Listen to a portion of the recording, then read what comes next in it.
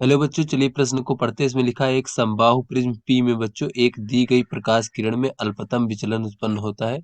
तो उसी पदार्थ व उसी आकार की दो प्रिज्में जो है बच्चों Q व R चित्रानुसार रख दी गई हैं। अब यह किरण क्या होगी बच्चों, यहाँ पर चार विकल्प दिए गए हैं, सही विकल्प का चयन करना है। पहला विकल्प है कि अधिक विचलित होगी, बी विकल्प है बच्चों हमारा विचलित नहीं होगी, और सी विकल्प है उतनी ही विचलित होगी, और डी विकल्प है कि पूर्ण आंतरिक परावर्तित होगी।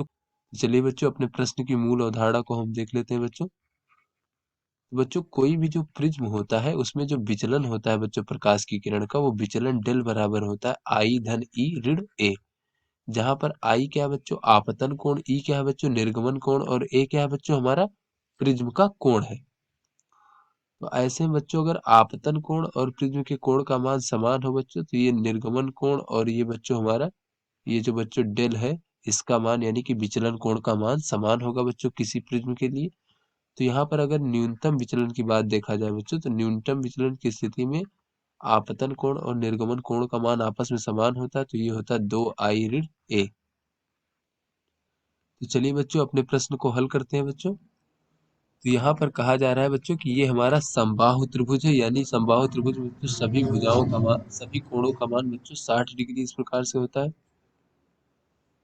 और बच्चों ये पी क्यू आर क्या है बच्चों, ये सभी जो है एक ही प्रकार के बच्चों प्रिज्म है, इनको इस प्रकार से रखा गया है समान पदार्थ के। तो ऐसे में बच्चों जब इस प्रकार से रखा जाता है बच्चों, तो यहाँ पर कुछ ये आपतन कोण आ ही रहा होगा बच्चों, तो ये न्यूनतम विचलन होता है।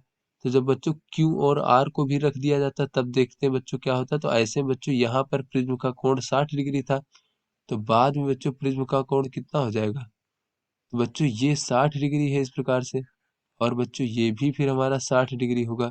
तो बच्चों ये जो बड़ा वाला त्रिभुज बनेगा बच्चों इस प्रकार से ऊपर, बच्चों ये प्रिज्म का अगर हम कोण देखें बच्चों, तो इस प्रकार से ये हम पूरा त्रिभुज बड़ा वाला बना लेते हैं बच्चों इस प्रकार से। बच्चों इस बड़े वाले त्रिभुज के जब दो कोण यहाँ पर बच्चों ये 60 डिग्री है और ये 60 डिग्री है, तो तीसरा कोण भी बच्चों 60 डिग्री होगा। तो ऐसे में बच्चों जब हम P और Q और R को बच्चों इस प्रकार से रख देते हैं, तो प्रिज्म का कोण बच्चों पहले जो है हमारा यहाँ पर 60 डिग्री था और बाद में भी 60 डिग्री है। और आपतन कोण का मान बच्चों पहले आई था, अब भी आई का आई ही है बच्चों। ऐसे में तो विचलन कोण का मान जो है बच्चों परिवर्तित नहीं होगा, क्योंकि विचलन कोण डेल बराबर आई धन ई ऋण ए होता है बच्चों। जब आई नहीं परिवर्तित होता और ए परिवर्तित नहीं होता बच्चों, दोनों ही परिवर्तित नहीं होते हैं, तो निर्गमन कोण का मान भी परिवर्तित नहीं होता और विचलन कोण का मान भी परिवर्तित नहीं होता। तो यहाँ पर बच्चों हम देख लेते हैं कि बच्चों ये जो हमारा कौन सा विकल्प सही है बच्चों, जो सी विकल्प है कि उतनी ही विचलित होगी, ये हमारा सही विकल्प है बच्चों। तो आशा करते हैं आपको समझ में आ गया होगा। धन्यवाद।